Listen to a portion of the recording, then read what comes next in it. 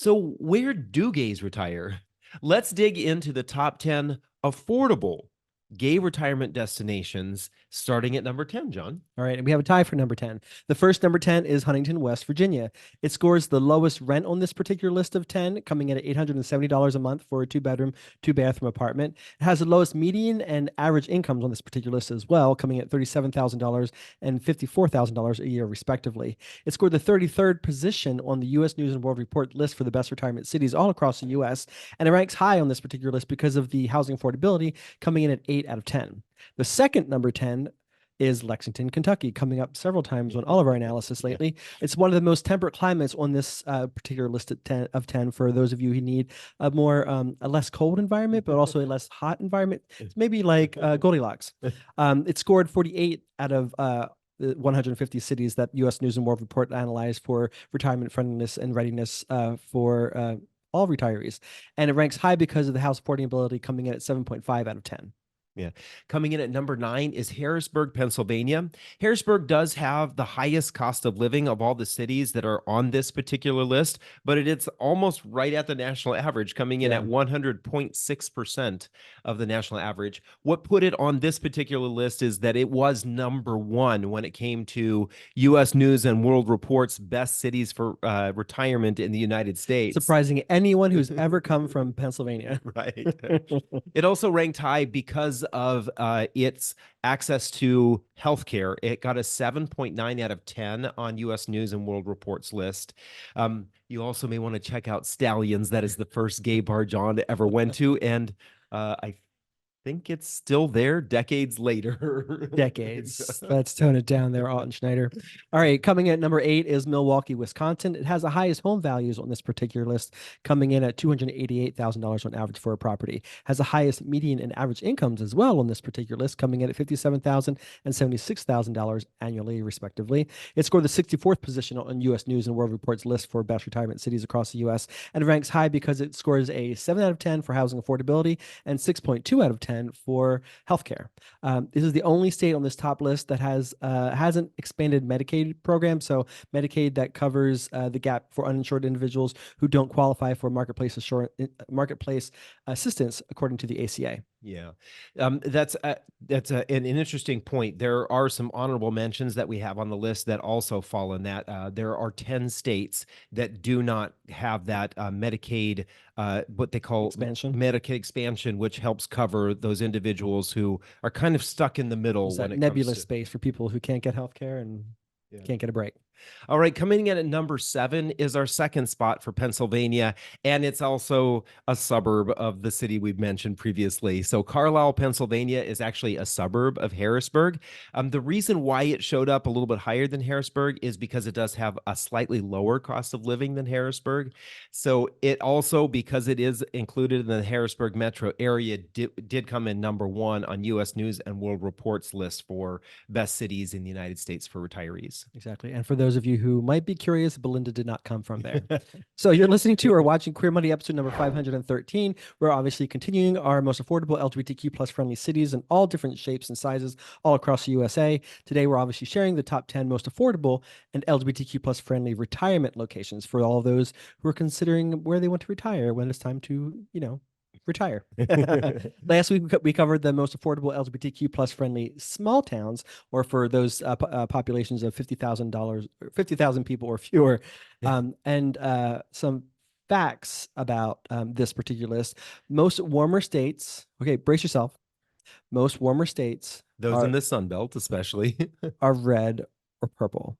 Yeah, and for that reason, they have fewer cities with high ranking HRC municipal equality index scoring. So we have to kind of take that caveat in. Unfortunately, states like California, Nevada, New Mexico, they're more expensive, so they didn't actually make this particular list, even though they're blue or bluish, and they have the more temperate climates that apparently a lot of you are looking for.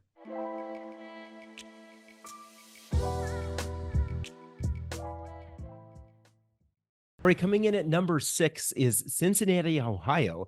The reason it is on this list at number 6 is because it had the second highest home values, coming in at 250,000, which I think is kind of interesting. We've mentioned the highest and the second highest, and they're well below 300,000. And the national average, I think, right now is running around 460,000 for Yeah. your average home.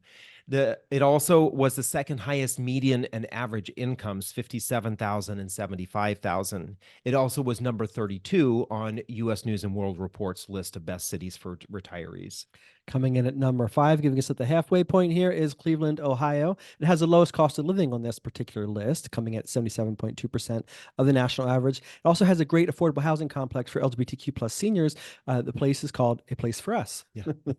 Very warm and inviting. It scored the 45th position on U.S. News and World Report for best retirement cities in the U.S., and it was the winner for the most affordable LGBTQ plus friendly city on Queer Money episode number 413 when we covered the state of Ohio. So Ohio comes up a lot on this particular list, much to some people's chagrin. Yep. All right. Coming in at number 4 is Covington, Kentucky. If you're not familiar and you haven't watched some of our previous videos where we've mentioned Covington, Covington is actually a suburb of Cincinnati. And that's why it ended up on this list, because it is coming in at number 32 for the U.S. News and World Report's list of great retirement cities for individuals in the U.S. It does have the highest rent of all the cities on this particular list of 10. It did rank high in part because it got a 7.3 out of 10 for housing affordability and 6.3 out of 10 for healthcare. It was also the winner for the most affordable LGBTQ friendly city in the state of Kentucky when we looked at Kentucky on episode 451. All right, coming in at the home stretch, top 3. Number 3 is Syracuse, New York. It has the lowest home values on this particular list, coming in at $158,000 on average for a property there. You just said the national average is about 400,000? 400, I think it's 460,000. So, I mean, if you can bear the cold, you can have a cheap home. It scored the 27th position on U.S. News and World Report best retirement cities in the U.S. and ranks high because of it scored a 7.1 out of 10 for housing affordability and a 6.4 out of 10 for healthcare. So worth noting, we looked at 274 cities out of for our list. Out of those 274, 94 of them, or over 1/3, are cities that scored a 100 out of 100 on HRC's Municipal Equality Index. All of the ones that are in the top 10 here, even the ones that are in the red states, are ones that scored a 100 out of 100. Additionally, we wanted to share with you some of the methodology that U.S. News and World Report uses for ranking cities, and part of the reason, because of their detailed analysis, is part of the reason why we then use that as a part of ranking the cities. So they ranked 150 large metro areas across the country, and they ranked them based on 6 indexes, and each of these indexes was given a percentage of the overall score. So affordability came in at 25% of their overall score. So in a sense, for this particular list, we are really doubling down not only with their affordability, but also we are looking at the various cities within the metro areas rather than just the whole metro area. So we're kind of doubling down on affordability. Coming in at number 2 is a happiness index, which makes up 22% of their score. And this happiness index looks at things like crime, air quality, overall well-being of individuals who live in those cities, and as well as FEMA's National Risk Index. That is going to take into consideration some of the things around climate change and overall risk to individuals living in those cities.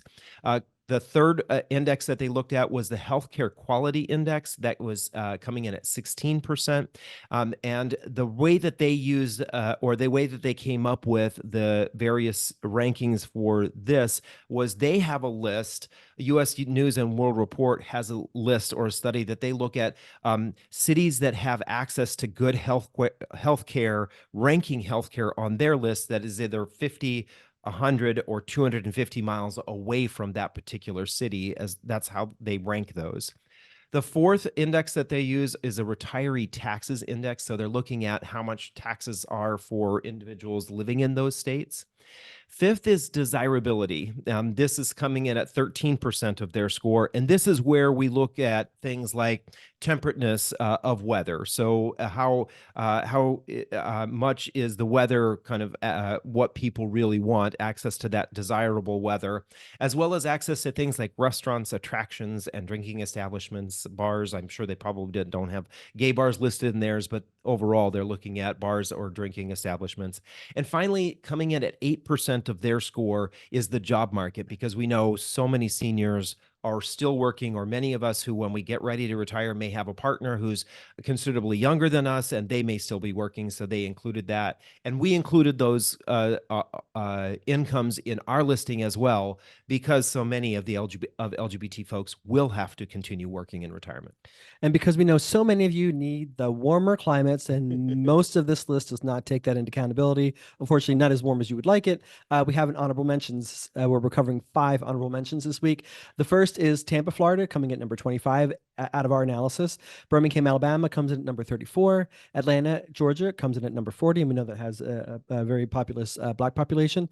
Albuquerque, New Mexico comes in at number 66, and West Hollywood, California comes in at number 98. And that was, I think, the highest ranking city in California was West Hollywood. Actually, no, I think that there were a couple of other smaller cities, but I think they're not necessarily the cities that all of us would be wanting to gravitate to, like West Hollywood. As always, please remember to smash that like and share button and let other LGBTQ plus people know that this list and this show exists. Alrighty, our runner-up is another city from Pennsylvania.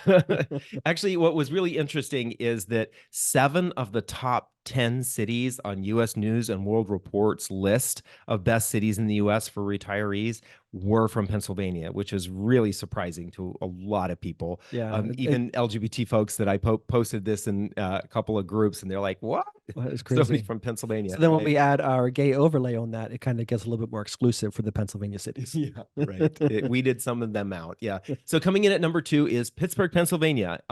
What put it on this list is, of course, it does have lower rents and lower housing costs, and partly that it contributes to the fact that overall it has a general lower cost of living. It was number 10 on U.S. News and World Report's list of best places for retirees. And in part because it has a 7.1 out of 10 for housing affordability and a 6.9 out of 10 for healthcare. And it was the runner-up for the most affordable LGBTQ-friendly city in Pennsylvania. Wasn't it runner-up? I thought Erie, Pennsylvania was number Erie was number 2. Oh, okay. It scored the winning position. Okay. So Pittsburgh was number 1 on episode 407 if you're looking at our analysis for the state of Pennsylvania. Okay, the number 1 position goes to Rochester, New York, another city that keeps coming up on all these different lists that we do. Rochester is, of course, the northernmost city on this particular list of 10. It has lower rents and home values on average. It came in the second lowest for cost of living at 79.1% of the national average. It scored the 21st position on U.S. News and World Report's report, and ranked high because it scored a 7 out of 10 for housing affordability and 6.4 out of 10 for healthcare. And then for those of you who have been paying attention, know that Rochester scored the winning position as well on episode 419 when we covered the state of New York for LGBTQ plus and affordability friendliness. And several other lists that we've done. Right. It keeps on popping up, I think, in the top 5 for a variety of things, like New York, for individuals who are single. I think it was in on the top of that list, or maybe close to the top of that list. There's a variety of reasons why it keeps bubbling up. Yeah, exactly. So what are your thoughts? Please share them in the comments on YouTube, TikTok, Spotify, or wherever you follow us. If you want to see all 274 cities that we analyzed for this list, please go to queermoneypodcast.com/cities, and we'll be right back. All right, join us next Tuesday when we talk with intuitive healer Scott Clover about how to heal from your money trauma, and then next Thursday for coverage of the most unaffordable places to live for LGBTQ folks in the United States. And I bet you can guess what state dominates that list. Exactly. If you'd like to see the data for this growing list for this entire series that we're putting together, please go to queermoneypodcast.com/cities, or click the link in your podcast player if you're listening on your podcast player, or click the link right here if you're watching on YouTube. Thank you and have an amazing weekend.